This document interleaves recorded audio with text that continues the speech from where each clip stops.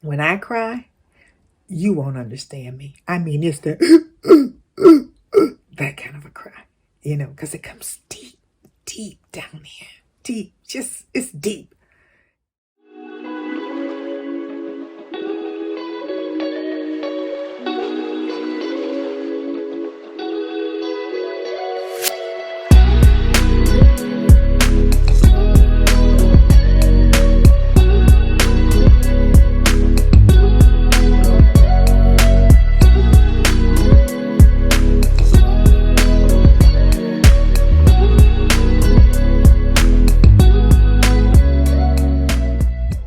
Hi guys, it's me, Miss Mary, just doing life, right? Just thought I'd pop in on this Sunday afternoon and give some words of wisdom, or nuggets as I like to call them. I'm open to being very transparent about my life. And if I can help somebody on their journey, that's what this channel is all about. Don't know it all. Don't pretend to know it all. Haven't experienced it all. But the little bit I have, I'm willing to share. And another thing, guys, you're going to have to excuse my background. We're in the midst of getting our basement done, finished. And I've got things everywhere. I was struggling trying to find a place where I could come. I've got furniture all back here and all in the bedrooms, and everything's a shamble right now, but I'm not going to let that stop me. I said, you know what? I'm going to be committed this time, committed to this channel. I'm going to be committed to helping and to reaching out and stretching my hand to help somebody. I was just thinking about, on a couple of weeks ago, a close friend of mine that I worked with for years, like over 10 years, had passed away. She had long since retired before I retired. And I was talking to her daughter, and her daughter was saying that, it was just so hard, and some days she can keep it together and some days she can't. And I was just telling her, I say, you know what? Don't worry about keeping it together. Don't worry about suppressing your feelings, because if you need to cry, cry. If you need to scream, you scream to the top of your lungs. If you need to just get in your car and take a ride and be by yourself, whatever you need to do to tap into that grieving process, whatever you need to do in order for you to release it. I said release it, because you don't want to suppress that thing, because if you suppress it, it's going to come back, and it's going to come back with a vengeance. So whatever it is, you got to walk through this. And isn't that the way life is?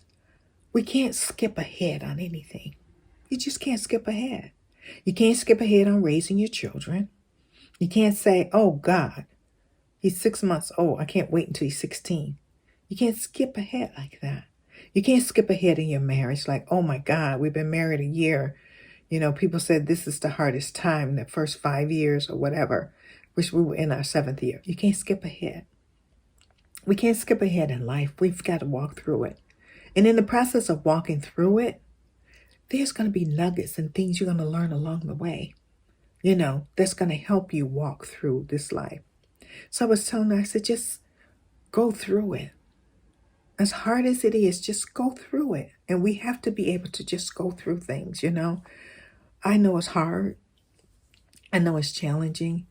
I know for me, sometimes when I think about my uncle, I just cry. And one of the reasons too, I cry because I miss him. Another reason I cry is because I missed an opportunity. Have you ever missed an opportunity? And that opportunity was at his funeral. I was so hurt and so grieved, and I didn't get up and say anything. And do you not know that speech that I would have given is still in me? It's still there. I missed the opportunity to get up and tell what a wonderful man he was. I was so hurt, and what happened is I felt like I couldn't get up and hold it together enough to get my words out. I felt like if I got up at the funeral home to express my gratitude and how I really felt about him, that I was going to be sobbing all over the place. Nobody would be able to understand me because I'm that kind of girl when I cry. When I cry, you won't understand me. I mean, it's the that kind of a cry, because it comes deep, deep down here. Deep, it's deep. And so I hate that I missed that opportunity to share how wonderful he was and what a giant in my life he was. But I can't back the train up, as Miss Mary said on this channel. And I tell my daughter this all the time. Can't back the train up. I mean, you can back it up, but you're going to tear up a whole bunch of stuff just trying to get back there. You're going to tear up some stuff that had you kept moving forward, you might have not made such a big mess. You think it's a mess behind you now? Try backing up and see how much of a mess you're going to make. Just coming in here, just talking to people who are grieving. I know a lot of people lost family members during the COVID time, lost family members. We lost a lot of people. A lot of people are grieving. A lot of people have lost their words. A lot of people are grieving holidays that we missed. A lot of people are grieving birthdays that we missed and anniversaries, and a lot of celebration time was missed. A lot of celebration. People who was planning big weddings and that was going to bring the family together. Family reunions. There was a lot of missed time that we missed. And for some of us, not only did we miss that time of getting together, some of them died. So not only are you grieving that we didn't get that family reunion, or we didn't get to have that party, or she didn't get to have that big wedding, or we didn't get to go to that child's graduation. I told my husband, I thought about the kids that was graduating, the seniors that never got to walk across the stage and ooh, and holler, and for their parents to be out in the audience screaming and yelling and celebrating with them. My heart bleed for that they didn't get a chance to do that. But I thank God on the other side of that is that they are alive. That they're still here. So sometimes we just have to be grateful for the moments that we do have. Thankful for the time that we do have. And appreciate every moment. It's like I was telling my friend, daughter also. I said, your mom's presence is everywhere. It's everywhere. It's going to be in the kitchen when you go in there to cook. It's going to be if it's something as simple as cracking open an egg and deciding how you want to have it. You're going to think mom always liked scrambled, or mom liked it over easy, or mom liked her eggs boiled.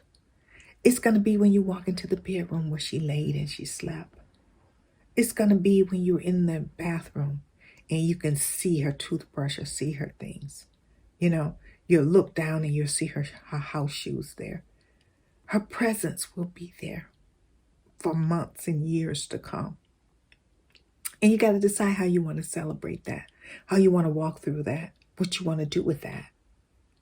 In the midst of all the hurt, there is so much to be thankful for. There's so much to be thankful for. To be thankful that you had a mom, and a good mom. So what I thought? My husband and I was getting ready to go to a funeral, and I looked for sympathy cards, and of course I couldn't find any. And so I had cards that said thank you on them. And I told my husband, I need to go by the store and buy a sympathy card. Then I told her, no, the Lord just let me, don't give her a sympathy card, give her a thank you card. So I began to write my friend's daughter a note saying, thank you for being a wonderful daughter. I knew you before I ever met you because your mom talked about you. Thank you for all the times you made your mom laugh. I began to just write this thank you note to this young lady for being such a wonderful daughter. So sometimes we have to put a little spin on things. Just be led about what you want to do and how you want to do it. Sometimes you don't need to send a sympathy. Maybe you just need to tell a person thank you.